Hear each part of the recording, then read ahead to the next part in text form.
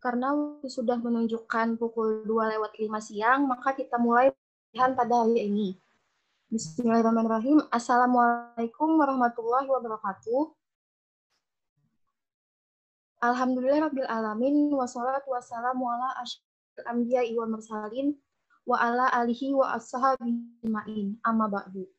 Yang terhormat Ketua Himkaril Kak Oscar Andi Barata, yang terhormat Ketua Pelaksana Saudara Muhammad Rifaldi Anwar beserta panitia pelatihan, yang terhormat pemateri pada hari ini Kak Yustisia Wibi Naufal, dan juga peserta yang telah meluangkan waktunya untuk mengikuti pelatihan pada ini.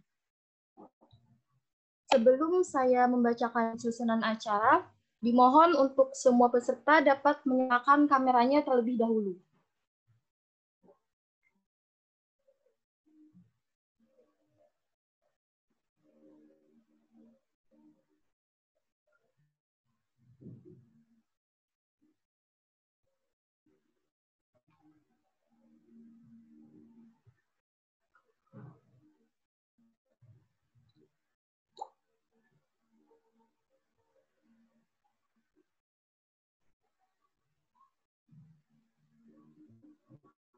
Susunan acara kita pada hari ini yaitu permukaan, yang kedua pengenalan CV pemateri secara singkat, yang ketiga penyampaian materi, yang keempat sesi tanya jawab, yang kelima penutup.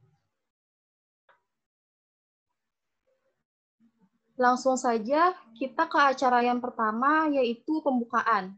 Marilah kita buka acara pelatihan pada siang ini dengan membaca Ummul Quran Surah Al-Fatihah.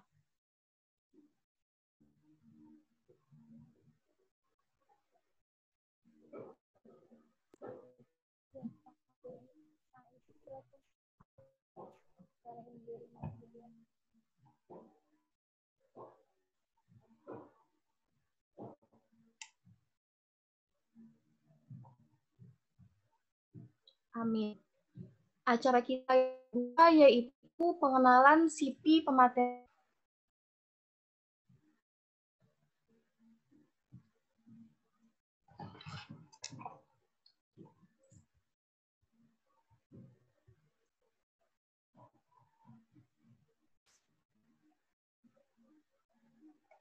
Pemateri kita hari ini yaitu Kak Yustisia Wibi Naufal, lahir di Banjarmasin tanggal 10 Maret tahun 2000, riwayat pendidikan di SD Muhammadiyah Tenggarong pada tahun 2005,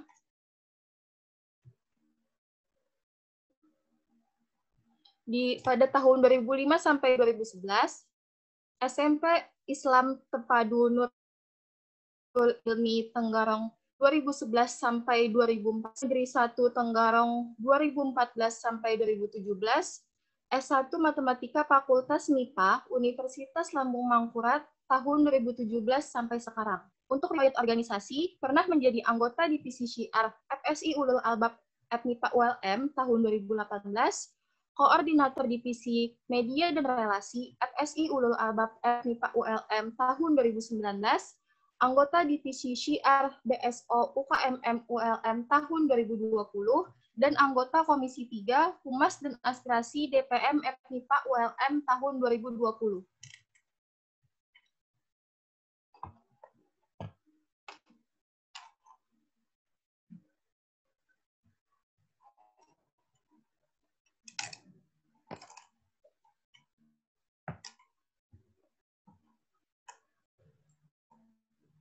Itu tadi CV pemateri kita pada hari ini.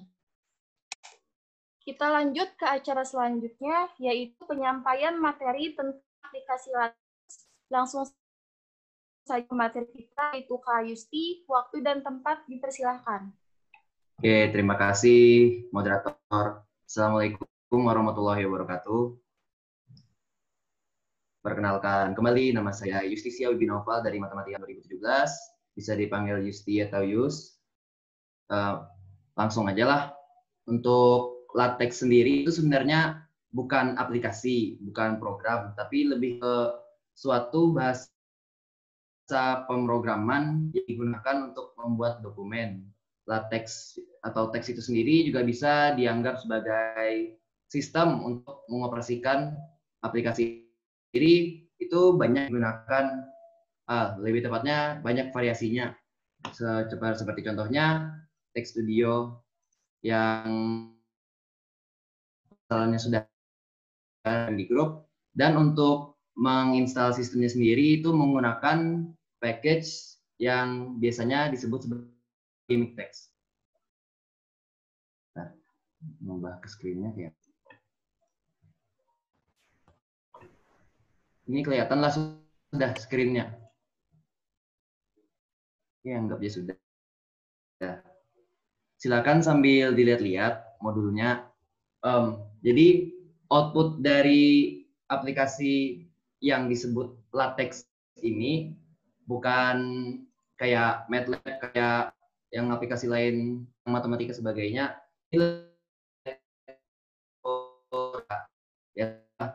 Dan hasilnya itu PDF. Beda dengan Microsoft Word, kalau Word itu sistemnya kayak apa yang kita lihat itu juga yang kita dapat. Tapi kalau teks ini berbeda. Yang kita ketikkan di sini nih cuma semacam program yang setelah diproses baru nanti jadi dokumen. Jadi untuk kelemahannya sendiri, mempelajarinya tidak mudah karena tidak seperti Word yang tinggal otak-atik bisa. Kalau ini otak-atik pun perlu membutuhkan waktu yang cukup lama, tapi hasil yang bisa diberikan pun lebih bagus, walaupun ya bagus relatif sih.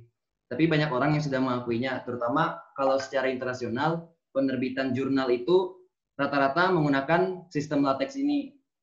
Di antaranya 90% jurnal matematika itu menggunakan LaTeX, 60% dari fisika menggunakan LaTeX, dan 20% dari ilmu komputer itu menggunakan LaTeX. Kelebihan lain, untuk menggunakan Microsoft itu berbayar.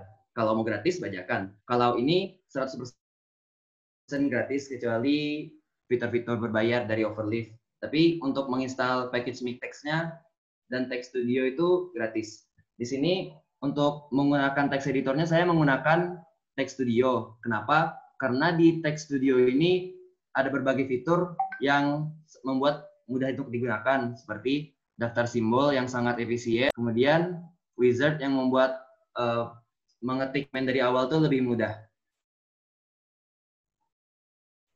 Oke, langsung saja sambil dibuka-buka aja modulnya. Yang paling pertama harus dilakukan ketika mengedit dokumen LaTeX itu mendefinisikan dokumennya jenis apa, yaitu dengan mengetik \document class kurung awal. Misalnya kita mau artikel atau book, tulis saja, tapi dalam bahasa Inggris. Beberapa jenisnya ada sudah saya terangkan di modul. Misalnya untuk sementara artikel dulu. Setelah mendefinisikan jenis dokumennya, isi badan dari dokumen itu diapit oleh perintah begin dokumen dan dokumen.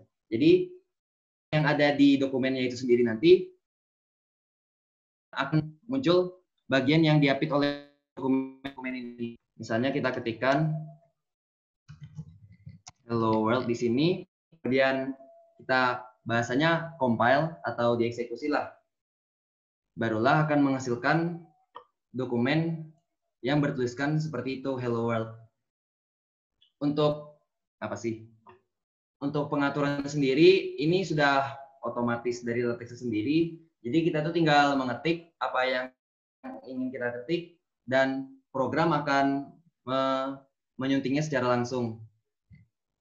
Nah, ini yang bentuk paling sederhananya seperti ini di antara bikin dokumen dan end dokumen.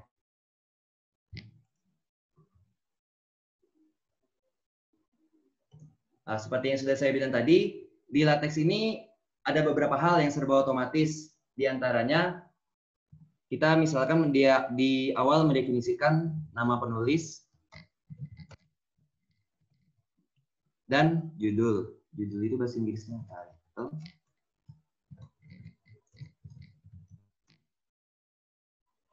Nah, kalau kita sudah mendefinisikan ini akan tersimpan di dalam dokumen Dan ketika kita berikan perintah untuk membuat judul, yaitu apa sih ini, make title ya rasanya.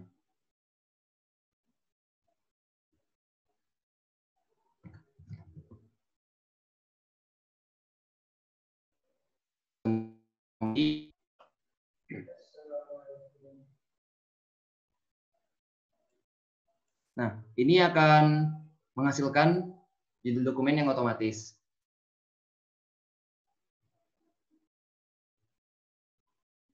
Nah, untuk bagian sebelum bikin dokumen ini sendiri disebut sebagai preamble, atau kalau bahasa Indonesianya sih awalan. Untuk membedakannya secara khusus sama istilah bahasa Inggrisnya. Di preamble ini bisa kita definisikan sistem-sistem tambahan untuk mendukung berjalannya dokumen. Yang paling penting itu ini untuk penggunaan package itu perintahnya adalah use package.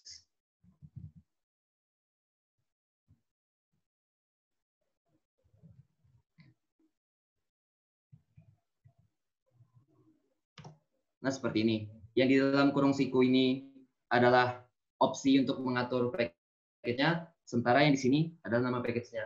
Yang paling pertama harus didefinisikan itu masalah pengencodean, apa ya bahasa Indonesia-nya.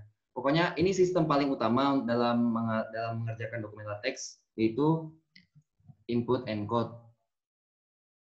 Perintahnya input enc, opsinya di sini. Ini berarti kita menggunakan opsinya sebagai apa sih?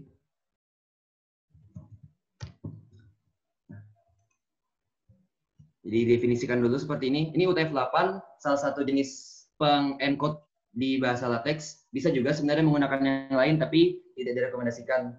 Jadi langsung aja tulis use package UTF-8 dalam kurung kotak, terus input enc dalam kurung kurawal. Dan untuk menggunakan yang lain, tinggal tambah use package baru. Dan tulis package-nya apa. Kan keunggulan dari LaTeX ini dalam pengetikan persamaan matematikanya. Berarti untuk mengerjakan persamaan matematika itu kita butuh beberapa package tambahan, yaitu AMS Math, AMS Sim, dan AMS THM. Beberapa package ini sebenarnya bisa diatur dalam satu perintah, asalkan package yang bersamaan itu tidak mengandung opsi yang seperti ini. Bisa digabung begini aja. Terus untuk mengatur margin secara manual, tidak otomatis dari LaTeX-nya, itu menggunakan package geometri. Di bagian opsinya, silakan definisikan sendiri mau margin berapa. Kalau mau margin kiri atas bawah sama semua, tulis saja margin sama dengan 3 cm misalnya. Atau kalau mau beda-beda, berarti tulis satu-satu. Left 4 cm, right 3 cm, atas itu apa? Above, top 4 cm, bottom 3 cm. Misalnya seperti ini. Kemudian bisa dilihat di judul tadi, di sini ada teks yang otomatis, yaitu Juli 29, 2020.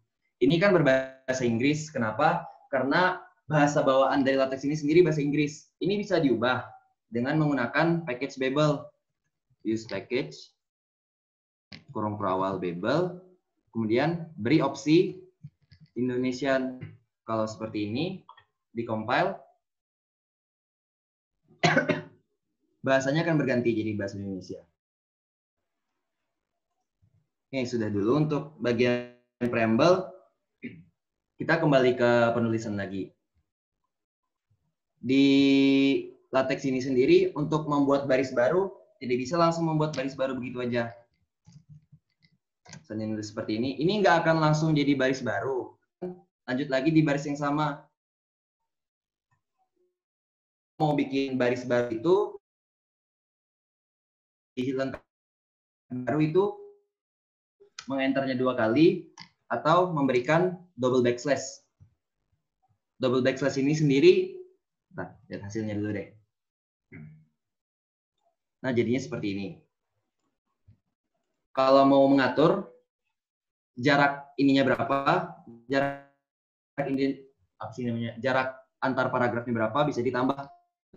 Diberi tambahan misalnya 10 pet. Berarti dia akan menambah jarak antara paragrafnya sebanyak 10. Nah, ini bertambahkan. Nah, terus seperti halnya di Word, setiap huruf di sini juga bisa diatur tampilannya seperti apa. Misalnya untuk membuat teksnya menjadi bold itu dengan perintah backslash apa ya? Teks BF kurung kurawal, yang di dalam kurung kurawal ini yang akan nanti menjadi huruf dengan cetak tebal.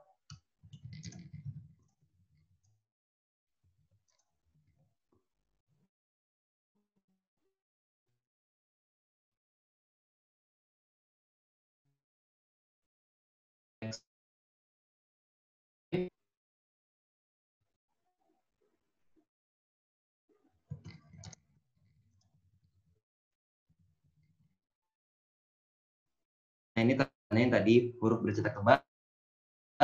Ini adalah huruf dengan jenis italik. Perlu diperhatikan, italik dengan cetak miring itu berbeda. Kalau cetak miring itu hurufnya sekadar dimiringkan, sementara kalau italik itu jenis hurufnya memang sudah berbeda. Bisa lihat di sini huruf I-nya berbeda. Kalau sekedar garis miring biasa, itu teks SL.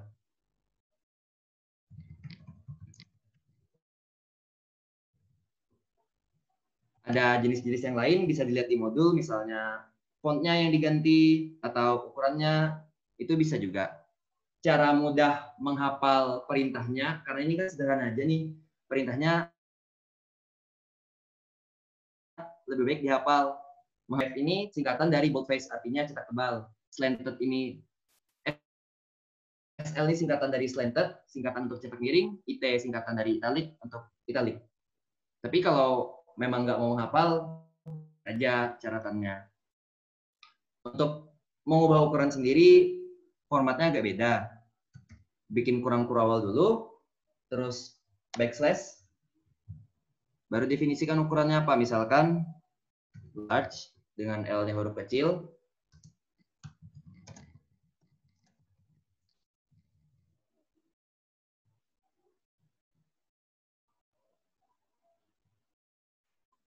Nah, ini kelihatan sedikit bertambah besar. Kalau mau dibesarkan lagi, tinggal diganti lagi ininya L besar. Terus arch-nya kecil, bisa juga ARGE-nya besar. Jenis-jenisnya sudah saya tuliskan di modul. Oke, selanjutnya. Diingat lagi, LaTeX ini kan semacam aplikasi pemrograman ya, bukan sekadar penulisan dokumen biasa. Jadi ada kalanya kita tuh ingin berkolaborasi dengan penulis lain, atau karena kita membuat teks yang terlalu panjang, itu pas mau mengedit lagi tuh bingung sendiri. Nah, kita bisa komentar di kelas tulisan kita dengan cara memberikan huruf persen di sini. Jadi kata apapun yang ada setelah persen ini akan muncul hanya di bagian di file teks kita, bukan di dokumennya. Misalnya ketikan sepanjang ini baris bawah.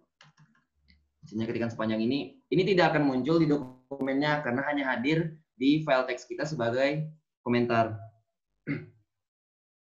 Kemudian keunggulan dari aplikasi Text Studio dalam mengedit file LaTeX ini, beberapa hal bisa kita lakukan dengan perintah biasa yang shortcut di keyboard. Misalnya untuk mengetik huruf cetak tebal, kita sudah punya ini, select atau di blok, terus pencet Ctrl B. Dia akan langsung otomatis memberikan teks BF untuk membuat hasilnya nanti menjadi cetak tebal. Ini di aplikasi lain belum tentu ada, makanya saya sangat menyarankan menggunakan Text Studio karena banyak hotkey yang penting. Misalnya mau diberi italic, Bisa juga tinggal Ctrl I. Oke, selanjutnya untuk mengubah posisi teks, kita berikan saja perintah di sini.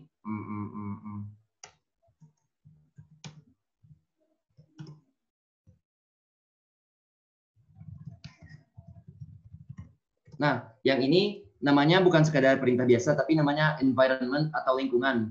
Environment ini berarti sesuatu yang dimulai dari begin dan diakhiri dengan end. Jadi, apapun yang berada di antara begin dan end itu akan dimodifikasi oleh perintah yang ada di sini. Ini flash left. Flash left ini berarti rata kiri. Kalau rata kiri nggak jadi ya. Misalnya ganti jadi flash right.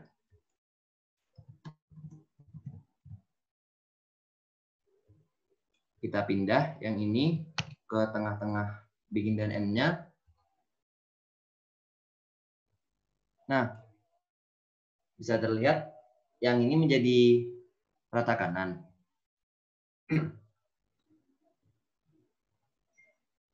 Kemudian untuk hal penting selanjutnya itu mungkin memasukkan gambar ya. Memasukkan gambar mungkin nggak semudah yang di Word, tapi lebih bagus. Kalau di Word dia bisa terpindah kemana-mana, bisa merusak kemana-mana. Kalau di LaTeX insya Allah tidak. Tapi untuk menggunakan fitur meletakkan gambar di dokumen, kita harus menambahkan satu package baru lagi, yaitu GraphicX. Setelah menggunakan fitur itu, kita bisa buat environment yang bernama figure. Kemudian untuk membuat gambarnya, backslash include graphics. Nah, di bagian konten ini, di antara kurung kurawalnya, kita letakkan yang sudah kita masukkan di satu folder yang sama dengan file teksnya. Misalnya ini disimpan di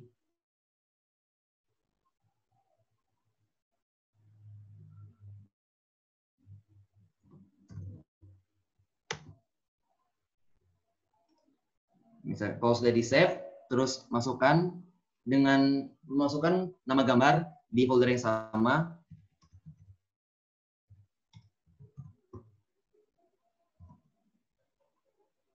Terus di-compile.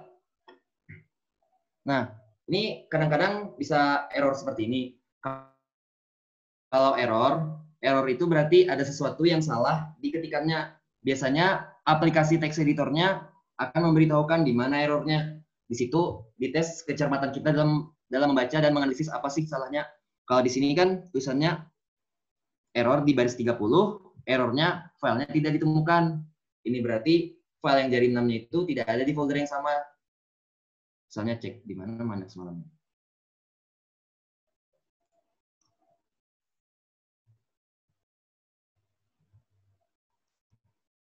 Oh, salah nama filenya. Kalau sudah, dicek aja lagi, di-compile lagi. Kalau sudah benar, nah nanti akan muncul.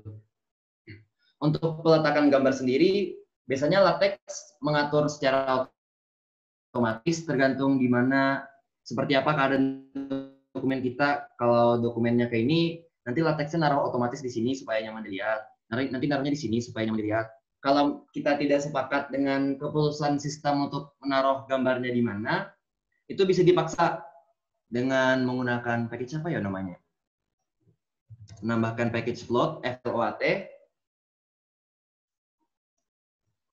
Kemudian menambahkan di keterangan setelah begin figure ini, tambah kurung kotak H besar. H besar ini akan memaksa gambar yang kita masukkan itu berada setelah perintah kita yang sebelumnya. Kalau di dalam dokumen ini kan yang sebelumnya itu tulisan ini adalah huruf besar. Contoh lagi ya. Berarti nanti gambarnya akan berada tepat di bawah ini.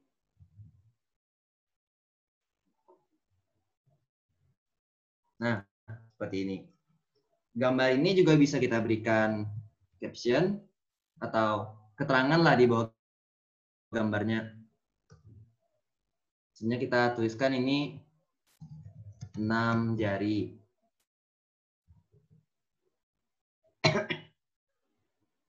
Nanti dia akan menuliskan secara otomatis di sini gambar 1, 6 jari. Gambar satunya ini sendiri otomatis tergantung dari jenis dokumen kita. Dan dia gambar keberapa di dokumen ini.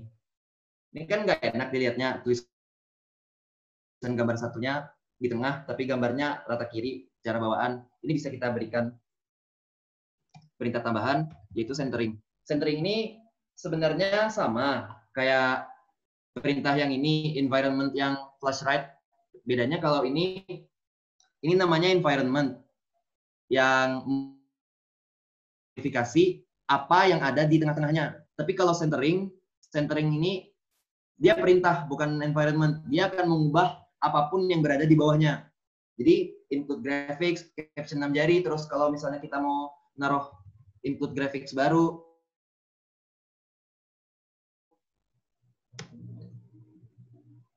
misalnya. Pokoknya semuanya nanti akan rata tengah. Karena satu perintah centering ini semua yang di bawahnya akan jadi rata tengah. Tapi karena di sini centeringnya diletakkan di environment yang bernama figure, yang diubah itu cuma sampai di sini. Kalau kita meletakkan teks di bawah sininya ubah. Misalnya.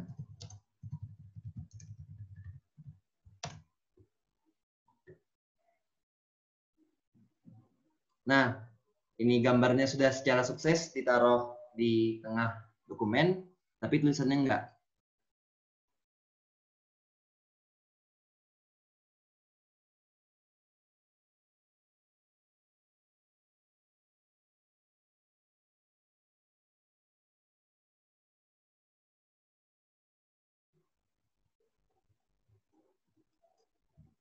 Nah, ini kan sementara yang muncul cuma satu. Ini memang kadang-kadang kalau memasukkan sesuatu yang berat itu nggak langsung muncul deh di situnya. Nah, ini muncul.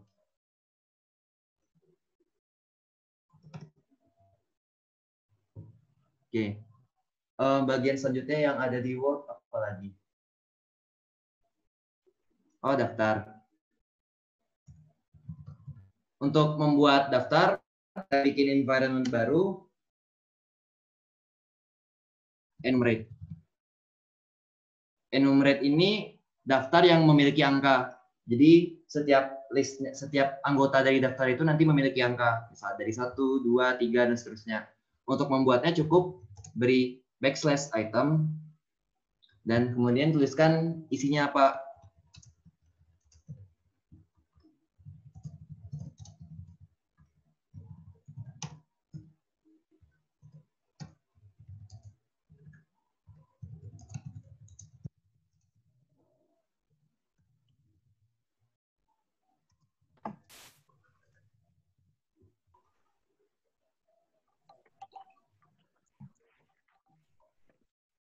Nah, jadi seperti ini. Ini item yang pertama akan di anggota daftar pertama, item yang kedua jadi yang kedua, item ketiga jadi yang ketiga. Ini untuk daftar yang berangka. Kalau tidak mau berangka, ini bisa diganti menjadi itemize.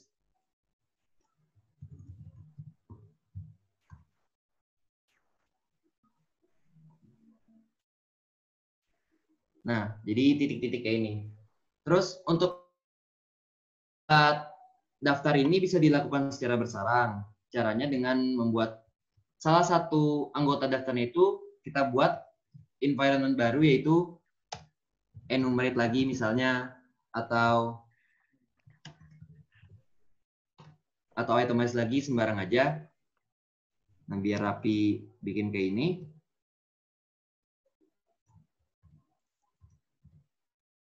Baru dia tambahin lagi item.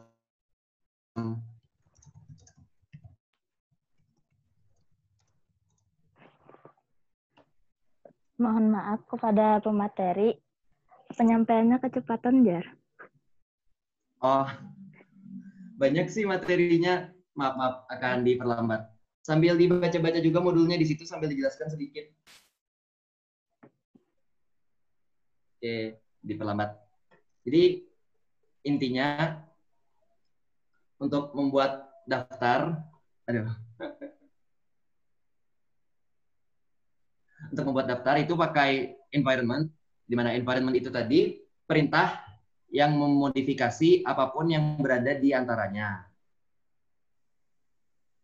Misalnya ini environment yang bernama itemize, berarti itemize ini akan berlaku untuk semua yang ada di antaranya.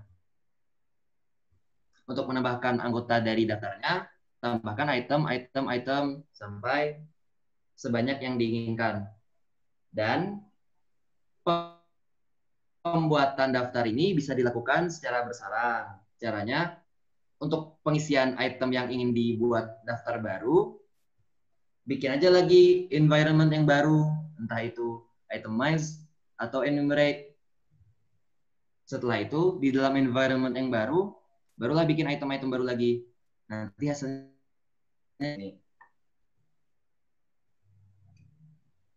Ini sejauh ini ada kendala kah dalam programnya? Biar sambil bantu, siapa tahu muncul muncul error di sini kan masih susah ngebacanya.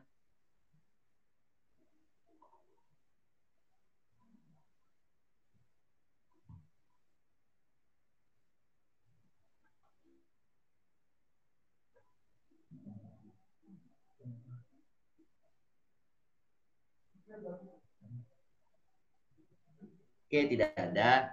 Saya lanjutkan aja.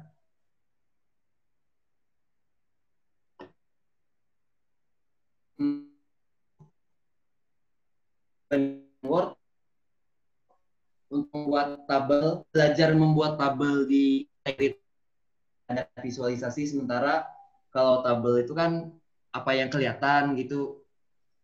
Ini lebih sulit karena kita nggak ngelihat apa-apa sementara ngebuatnya, kita cuma ngedit teksnya aja, jadi pelan-pelan belajarnya. Oh, perintah environment untuk membuat tabel itu begin tabular. Setelah bikin tabular itu, beri keterangan di sini. Kemudian tuliskan, kita mau bikin tabelnya itu berapa kolom. Misalnya kita mau bikin 3, dan masing-masing kolomnya itu rata tengah, berarti tuliskan C, C, C. C ini mewakili satu kolom, dengan C itu berarti rata tengah. C kan ini singkatan untuk center. Kalau mau rata kiri, tinggal diganti L. Kalau mau rata tengah, rata kanan, berarti R. Nah, kalau tulisannya LCR seperti ini, berarti kolom pertama nanti akan rata kiri, kolom ketiga nanti, ini baru awal. Dan kalau terangannya huruf-huruf LCR seperti ini akan jadinya tabel apa sih namanya, border tanpa pinggiran. Misalnya kita cara membuatnya. Mohon maaf, Kak Isti. Itu tadi ada yang mencoba, terus gambarnya tidak terdefinisi ya di gambarnya. Boleh lihat seperti apa tampilannya? Kepada peserta Ahmad Faiz Alpaniam, dijelaskan gambar tidak terdefinisinya kayak mana?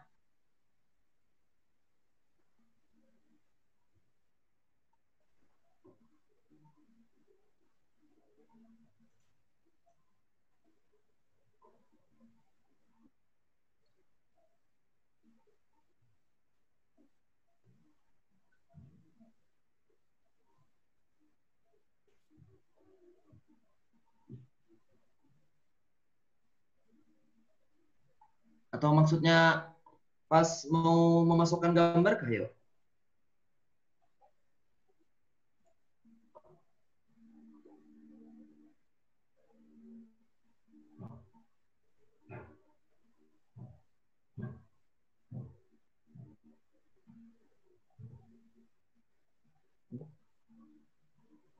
Tidak ada respon sementara.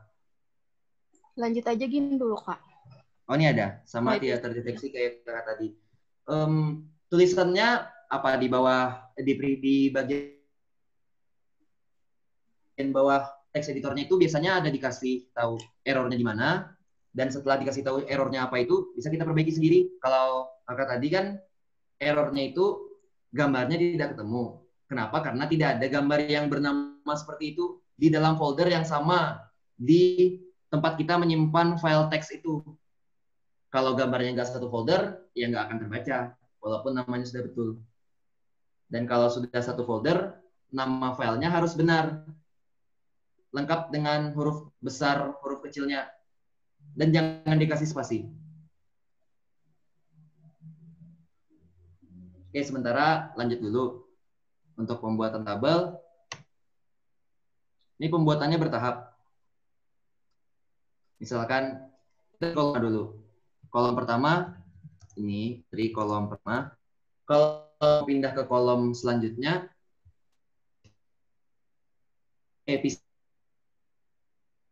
kemudian lanjut lagi, isi untuk entry kolom kedua, dan untuk kolom ketiga, pisahkan lagi dengan simbol dan. Kita lihat dulu tampilannya.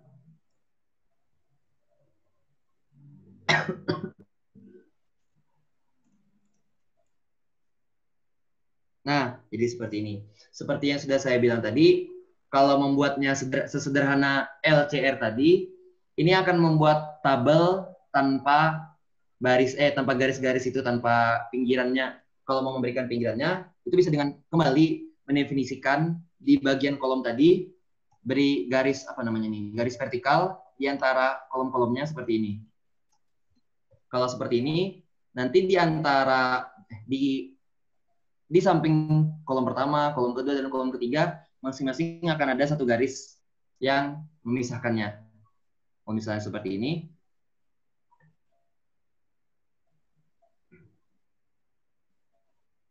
Nah, ini sudah muncul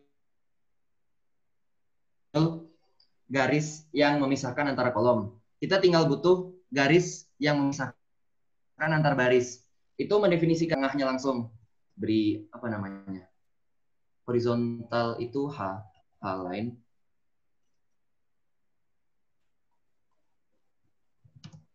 Kemudian ini lagi.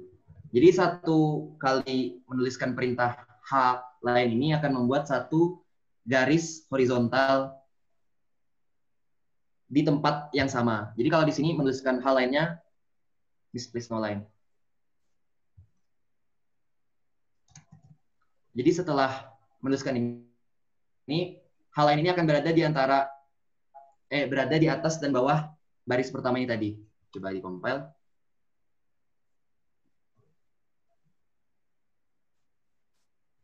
Nah, jadinya seperti ini. Tadi error itu kenapa? Karena nggak ada menyertakan double backslash ini untuk membuat baris baru. Lupa tadi. Nah, jadi kalau mau bikin baris baru lagi yang isinya ada entry-entry, tuliskan aja. Misalnya A dan B dan B. Ini masing-masing berarti mewakili satu kolom. Kalau sudah, jangan lupa double backslash untuk membuat baris baru, kemudian garis horizontal lagi. Misalkan juga kalau mau menghilangkan salah satu garis vertikalnya, bisa diubah aja di sini. Jadi C dengan R-nya kayak menyatu gitu di awal, sementara L yang terpisah. Berarti nanti di antara kolom kedua dan kolom ketiga tidak ada garis pemisah seperti ini. Oke. Untuk ada yang mau ditanyakan kah?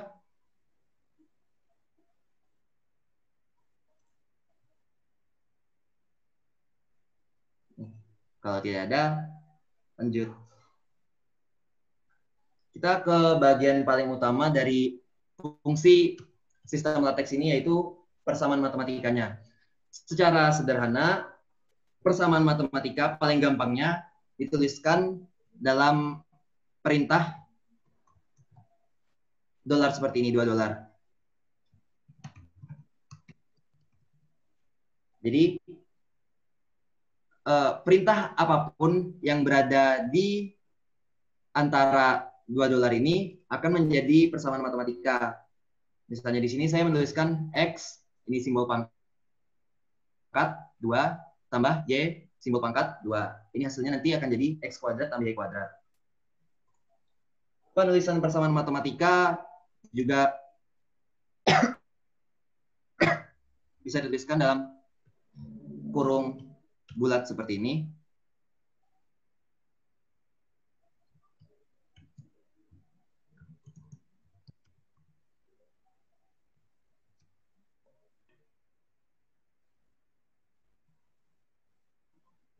Hasilnya sama saja sih.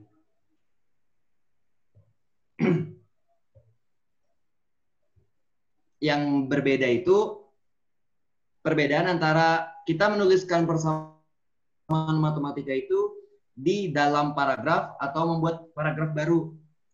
Untuk kenyamanan, sementara kita pakai $, aja lah, lebih cepat ngetiknya. Nah, jadi kalau satu persamaan matematika itu diapit oleh $1 di masing-masingnya kiri kanan, itu persamaan matematika yang dituliskan dalam paragraf. Kalau kita mau membuat ini dalam paragraf misalnya, persamaan Pythagoras adalah X kuadrat tambah Y kuadrat sama dengan Z kuadrat.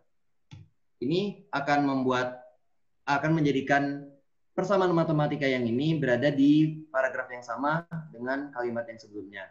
Sementara kalau kita membuat persamaan matematikanya itu diapit oleh $2 masing-masing di kiri kanan, ini akan membuat persamaan X kuadrat, Y kuadrat, Z kuadrat ini dalam paragraf baru dan otomatis rata tengah. Nah, seperti ini. Ini contohnya persamaan Pythagorasnya ini satu paragraf, sementara yang di bawahnya itu membuat paragraf baru. Jadi walaupun kita menuliskan semua ini dalam satu baris, yang ini tetap dianggap paragraf baru karena menggunakan persamaan matematika dalam mode display. Sementara kalau mode dalam paragraf itu namanya inline. Ini perbedaan antara inline dan display ini akan membuat perbedaan di beberapa jenis persamaan yang akan dibahas nanti. Oke, jadi untuk pangkat tadi kan simbolnya pangkat ini. Kalau indeks itu simbolnya underscore. Misalkan kita mau ini jadi X kuadrat tambah Y indeks 2, tinggal diganti pangkatnya menjadi underscore. Seperti itu. Nah, tapi kan itu untuk kayak perintah gitu ya. Sementara kalau kita mau menuliskan persamaan matematika, Nah,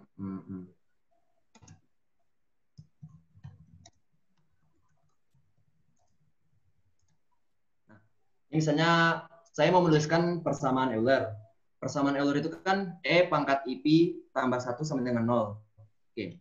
Misalkan saja kita bikin persamaan matematika dalam bentuk inline. Tuliskan pertama E pangkat. Nah, di sini karena yang ada di bagian pangkatnya E itu 2 simbol, yaitu I dan P, kita tidak cukup menggunakan pangkat, tapi meletakkan kurung perawal setelah pangkat itu, supaya apapun yang berada di tengah-tengah kurung perawalnya akan menjadi pangkat dari E. Misalnya, pertama tadi apa? I. Terus P-nya. Untuk mengetikkan simbol P, bisa diberikan perintah P, backslash P. Atau kalau di Text Studio, bisa dicari saja di sini simbolnya yang mana. Misalnya P itu simbol, ini lain sih. Nah, ini. Misalkan sudah dapat P, tinggal pencet. Nanti Text Studio akan langsung secara otomatis mengetikkan P. Tapi untuk simbol-simbol sederhana mah, gampang aja nghapalinnya ya. P cuma ya PI. Kalau mau row ya berarti backslash RHO. Tinggal tahu nama simbolnya apa. Misalnya alpha ya alpha, beta ya beta, gamma ya gamma, dan seterusnya. Terus tambah 1 sama dengan 0.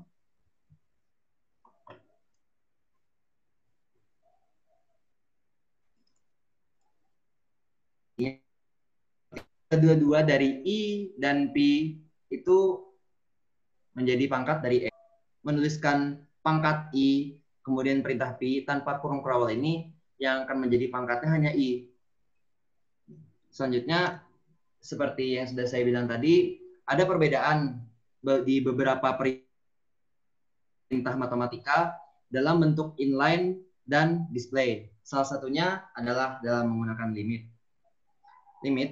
Limit itu, lagi-lagi, ini perintah matematika, display aja deh. Limit itu perintahnya backslash lim. Kemudian underscore untuk batasnya x menuju itu to 0 misalnya. Dilanjutkan dengan persamaannya apa? X kuadrat misalnya.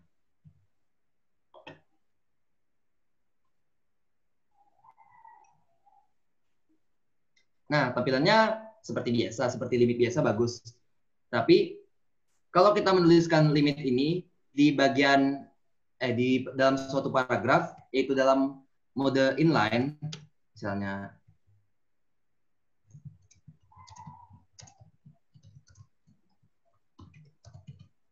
misalnya seperti ini.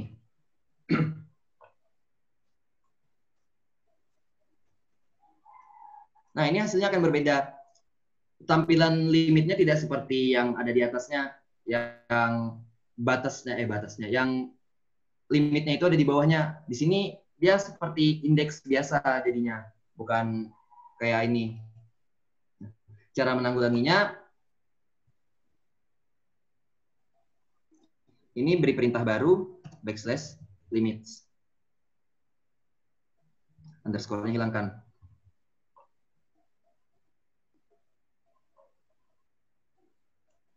Nggak muncul.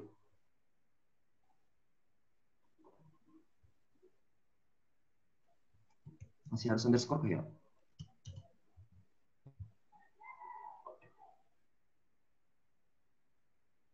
Nah, ini. Ini memang ada perbedaan yang signifikan di antara inline dan display. Kalau inline, dia sistemnya akan memaksakan supaya tampilan itu terlihat bagus di paragraf. Tapi ya, yang menurut sistem bagus tidak selalu sesuai dengan yang keinginan kita. Makanya ada perubahan-perubahan seperti ini. Untuk perubahan-perubahannya seperti apa, itu kadang memang nggak jelas gitu. Ini gimana masalahnya, solusi paling bagusnya ya cari Google. Di Google itu banyak solusi-solusi dari masalah kita, tinggal diketikkan aja. Jangan lupa pakai bahasa Inggris. Karena latex di Indonesia ini belum terlalu menyebar luas. Tapi sebenarnya belajar dari Google pun nggak susah, karena saya sendiri belajar latex ini mayoritasnya otodidak aja. Contoh lain yang berbeda itu integral. Kalau integral itu perintahnya backslash int, batas atasnya misalkan n, batas bawahnya 0, berikan seperti ini. Seperti pangkat saja. Nanti pangkatnya ini kalau di mode display akan langsung terbaca sebagai batas atas, ini akan terbaca langsung sebagai batas bawah. Kemudian misalkan mau menuliskan integralnya x kuadrat. Selanjutnya dx.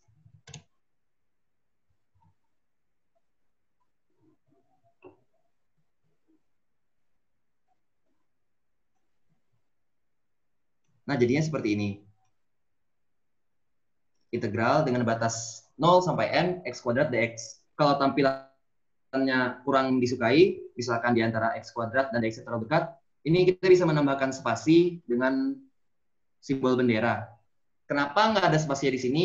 Karena kalau di persamaan matematika, spasi itu dianggap tidak ada. Jadi kita harus memasukkan spasi secara paksa dengan menggunakan simbol bendera ini supaya tampilannya berspasi.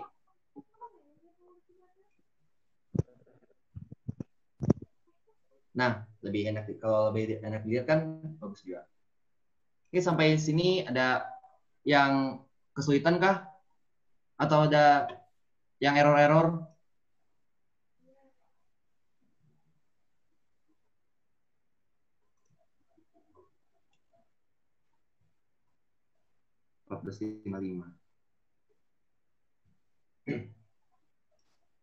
Oke, saya anggap tidak ada. Lanjut. Dalam mengetikkan persamaan matematika, itu kadang-kadang kita mau menuliskan persamaan dengan penyelesaiannya. Kalau ada penyelesaiannya itu kan akan banyak itu sama dengannya berturut-turut dari baris pertama, baris kedua, baris ketiga, dan seterusnya. Itu bisa diketikkan biasa sebenarnya. Misalnya ini, misalkan A tambah B pangkat 2. Ini kan sama dengan A tambah B dikali A tambah B. Membuat baris barunya double backslash, terus A kuadrat tambah 2AB tambah B kuadrat.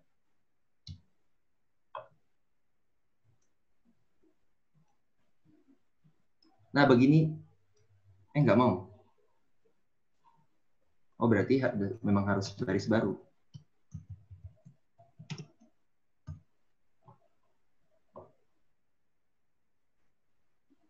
Nah, begini. Ini kan sebenarnya kurang enak dilihatnya. Kalau kita mau membuat dia rata, misalnya A tambah B dengan A tambah B-nya sejajar dengan A kuadrat tambah 2AB tambah B kuadrat, itu kita bisa menggunakan environment yang bernama align. Sini begin, align. Jadi apapun yang nanti ada di antara begin align dan end align ini akan diratakan dengan keinginan kita. Misalkan kita tuliskan lagi A kuadrat tambah B. A tambah B kuadrat sama dengan A tambah B kali A tambah B. Ini sama dengan A kuadrat tambah 2AB tambah B kuadrat. Nah, cara membuatnya rata itu dengan menyisipkan simbol dan. Seperti yang di pembuatan tabel tadi. Di tempat yang ingin kita ratakan, beri simbol dan. Jadi nanti sama dengan ini akan rata. Kita coba. Nah, jadi seperti ini lebih enak dilihat. Kalau mau bikin baru lagi, tinggal tambah dan sama dengan lanjutkan aja. Nah, tapi kalau menggunakan environment align biasa, ini akan membuat nomor persamaan di sini, di sebelah kanan. Yang kadang-kadang kita nggak mau, kadang-kadang mau sih, tapi kadang-kadang kita nggak butuh ini. Cara menghilangkannya, tinggal buat bintang di environment align-nya. Jadi align bintang seperti ini. Misalnya dicoba. Nah, nomor persamaannya jadi hilang. Oke, lanjut. Yang selanjutnya ini matriks. Matriks ini sendiri, oh ya lupa. Ini tadi kan kelihatan kalau sebelum-sebelumnya kita menuliskan persamaan matematika itu harus diapit oleh simbol dolar seperti ini misalnya. Nah, kalau menggunakan begin align, ini align ini, environment align ini sudah dianggap sebagai simbol dan dolar ini yang double, jadi kita nggak usah menuliskannya lagi. Tapi berbeda dengan selanjutnya, misalnya kita membuat matriks. Matriks ini kita buat dengan membuat environment yang bernama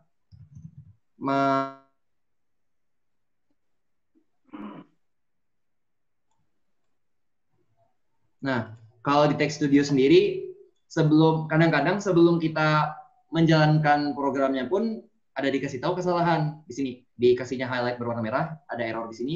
Kenapa error? Karena environment matrix ini harus diapit dahulu oleh simbol dolar karena dia bukan termasuk persamaan matematika. Nah, kita taruh dulu. Nah, ini kan ya hilang errornya. Kalau begitu langsung lanjut ke pembuatan matriksnya. Ini isi saja kayak pembuatan tabel. Langsung aja misalnya A dan B di baris pertama dan C dan D di baris kedua. Bedanya dengan membuat tabular, membuat tabel tadi, kita nggak harus mendefinisikan dulu berapa jumlah kolomnya. Langsung aja. Asalkan dimensinya pas. Kalau membuat baris pertama itu, kalau membuat baris pertamanya 2 entry, baris keduanya entry juga, 2 entry juga. Pastikan itu sama, nggak bisa 3 dengan 2. Nah, di sini matriks ini nggak memiliki kurung. Kalau mau matriks yang memiliki dalam kurung itu environment-nya beda. Kalau mau kurung yang bulat, yang kurung biasa itu P matriks namanya. Dengan P ini singkatan untuk parentesis kurung supaya ingat. Nah, gini. Kalau mau membuat kurung yang matriks yang kurungnya itu kotak diganti dengan B rasanya. Dengan B singkatan untuk bracket. Nah, kurungnya jadi kurung kotak seperti ini. Ini sejauh ini ada yang dibingungkan atau ada yang error lagi yang mencoba?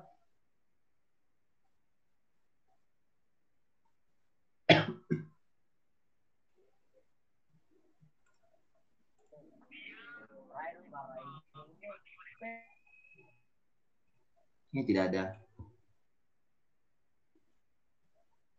Kalau tidak ada, untuk dasar-dasar pembuatan dokumen cukup di sini.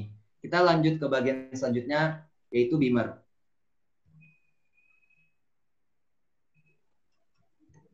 Di LaTeX ini kita tidak hanya bisa membuat dokumen yang seperti ini, tapi kita juga bisa membuat presentasi yang bernama Beamer. Untuk Beamer sendiri, itu kita definisikan di awal dokumen kelasnya. Beamer, B-E-A-M-E-R. Seperti ini nanti dia akan membuat jenis dokumennya itu presentasi. Dan seperti sebelumnya, harus dimulai dengan begin dokumen dan diakhiri dengan end dokumen. Apapun yang akan kita tuliskan di bagian tengah, begin dan end dokumen ini, itulah yang akan menjadi hasil kita. Sementara yang di bagian awal, yang di bagian preamble ini hanya untuk mendefinisikan berbagai macam perangkat yang nanti akan membantu kita. Yang tadi use package input mc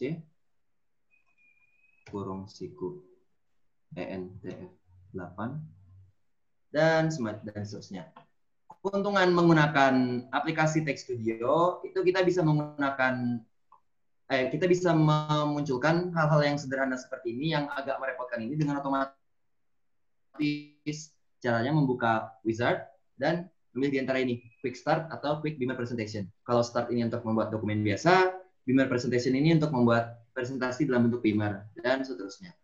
Ini juga ada beberapa untuk membuat tabel, tinggal pakai quick tabular, nanti akan diinput berapa kolomnya, berapa barisnya, dan array.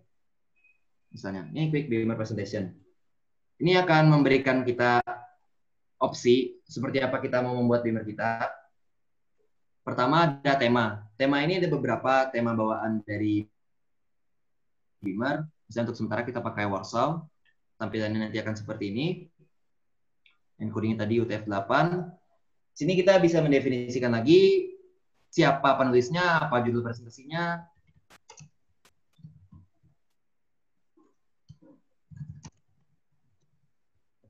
Terus untuk bahasa ini di wizard nggak ada bahasa Indonesia, jadi skip aja dulu. Dan ini AMS dan grafik X. Untuk AMS untuk mengetikkan persamaan matematika dan grafik X seperti tadi untuk memasukkan gambar. Kalau sudah ini setelah fix memilih tema, cek OK. Dan Text Studio akan langsung membuatkan ini secara otomatis. Ini ada juga beberapa tambahan yang bisa kita berikan. Misalkan subtitle, subjudul, bisa kita berikan juga. Dan logo institut, date, subject tinggal ditaruh aja. Kalau nggak butuh ya tinggal dihapus, kalau nggak ya nggak apa-apa. Oke, kalau sudah mendefinisikan semua, untuk membuat satu frame baru di Beamer sebutannya frame ya, bukan slide. Untuk slide itu nanti dulu. Kita membuat environment yang bernama begin frame, yang bernama frame. Jadi apapun yang ada di tengah-tengah begin frame dan end frame ini akan berada di satu frame. Kalau di sini ini make title seperti tadi untuk secara otomatis membuat judul. Silakan dikompil dulu.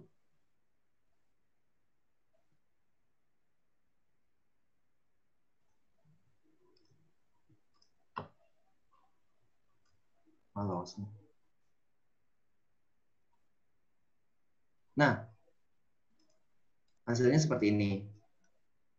Hal seperti ini yang sudah didefinisikan sebelumnya otomatis dibuat oleh Text Studio-nya. Nah, ini ada keterangan plain. Keterangan yang ini nih berarti halamannya itu kosong. Kalau kita hapus, ini akan jadi lebih bervariasi isinya. Saya nggak pernah pakai itu sih. Ini lama. Nah, ini lebih lengkap. Ada apa sih namanya ini? Footer. Nama penulis, judul presentasinya diletakkan di bawah. Jadi untuk Beamer ini keunggulannya tampilannya otomatis, walaupun modifikasinya agak sulit, tapi ya bagus juga sih tampilannya.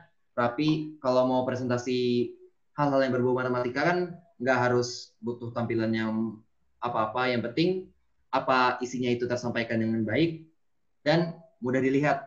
Kalau pakai tema macam-macam dari PowerPoint kan kadang-kadang agak sulit dibacanya. Dan seperti yang tadi, di LaTeX ini penulisan matematikanya lebih mudah. Itulah keunggulan menggunakan LaTeX.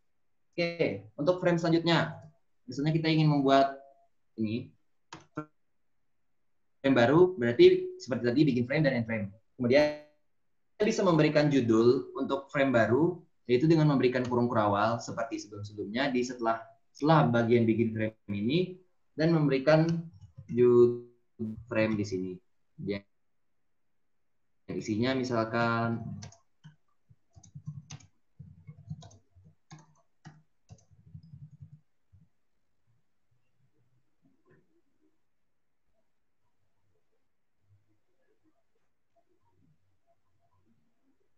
nah, judulnya muncul di sini secara otomatis, sementara isinya tadi udah tulis di sini.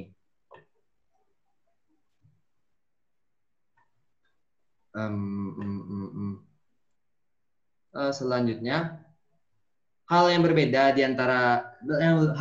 dari dokumen tadi di Beamer, kita bisa membuat sesuatu yang namanya blok. Langsung aja ke contoh. Bikin blok. Blok ini jadinya nanti akan muncul semacam blok sesuai namanya di frame itu, yang isinya adalah apa yang ada di antara begin dan end ini, dan judul bloknya di sini. Misalnya seperti ini blok pertama.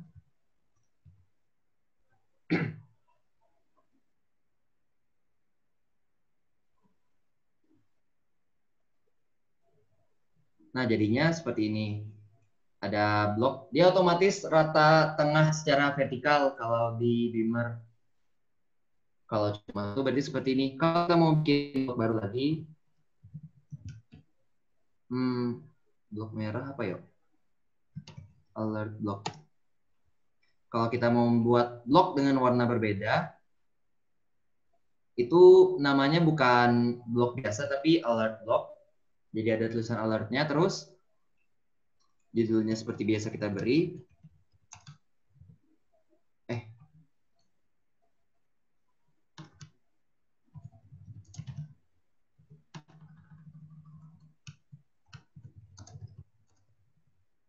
Kemudian ini kalau yang ini untuk merah, kalau mau blok hijau, itu namanya example block.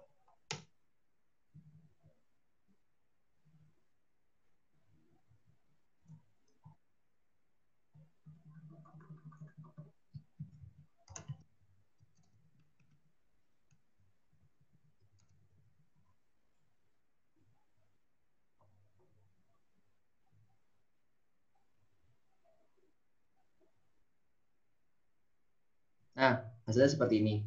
Yang blok biasa itu akan berwarna sesuai dengan tema. Temanya ini kan beda-beda nanti warnanya. Blok alert itu warna merah. Blok example itu warna hijau. Jadi yang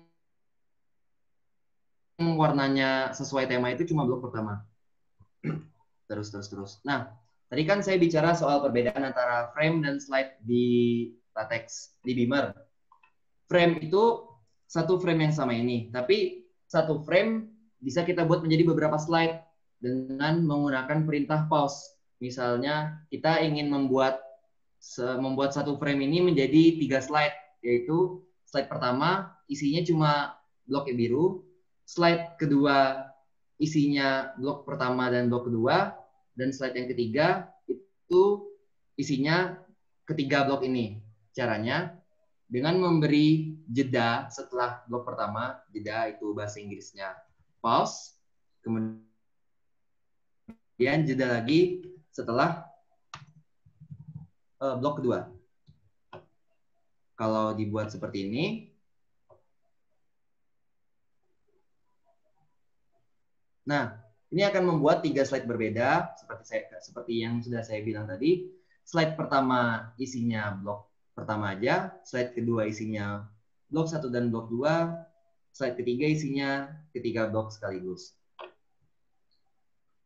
Dan jangan lupa untuk Beamer ini, karena ini juga bagian dari dokumen LaTeX, kita bisa menggunakan hal-hal yang sebelumnya sudah dipelajari tadi seperti membuat matriks, membuat tabel, membuat apa, dan selebihnya.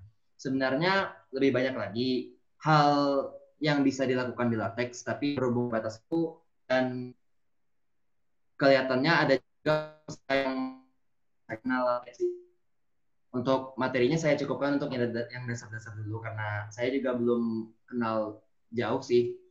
Oke, saya sudahi dulu untuk sekarang. Saya kembalikan ke moderator. Terima kasih. Terima kasih kepada Kak Yusti yang telah menyampaikan materi kita pada kali ini. Semoga para peserta dapat memahami dan menangkap poin-poin dari pembahasan materi tadi. Oke, kita lanjut ke sesi tanya-jawab. Di sesi ini hanya dibatasi untuk 3 orang penanya saja. Dipersilakan kepada seluruh para peserta jika ada bertanya, bisa dituliskan di kolom chat atau langsung ditanyakan kepada pemateri.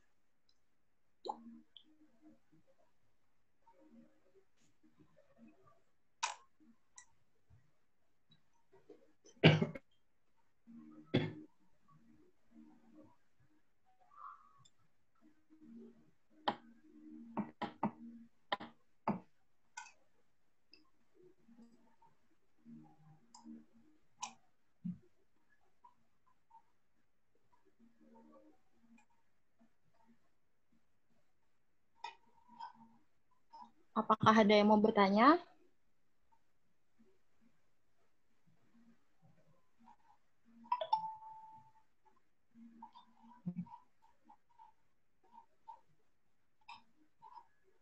Sambil menunggu, peserta bisa mengisi daftar hadir yang sudah di-share pada kolom chat.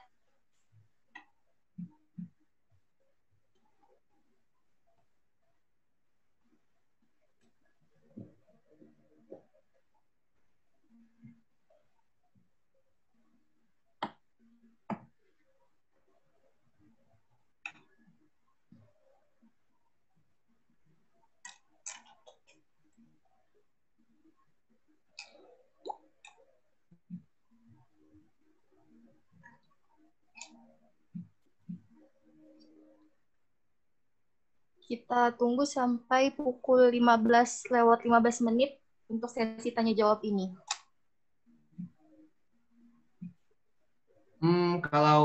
Kalau nanti ada pertanyaan, misalnya sekarang belum coba tapi nanti ada pencobaan lagi, misalnya nanti malam atau kapan-kapan, kalau bingung silakan chat aja saya, insya Allah tak bantu.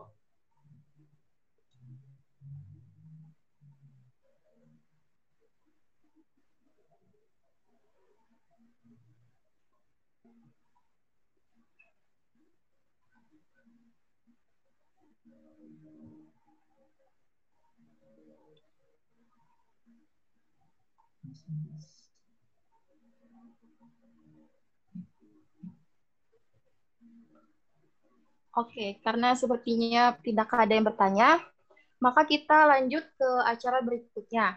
Sebelumnya, terima kasih kepada Kak Yusti yang telah menyampaikan materi pada hari ini. Sama-sama. Baik, untuk acara selanjutnya yaitu penutup. Mari kita tutup acara pada siang ini dengan mengucapkan hamdalah. Terima kasih saya ucapkan kepada para peserta yang telah meluangkan waktunya untuk mengikuti pelatihan pada siang ini.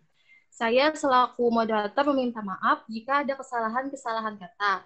Saya juga mewakili panitia meminta maaf jika pelatihan hari ini masih banyak kekurangan. Akhir kata, saya ucapkan wassalamualaikum warahmatullahi wabarakatuh. Waalaikumsalam warahmatullahi wabarakatuh. Terima kasih semuanya.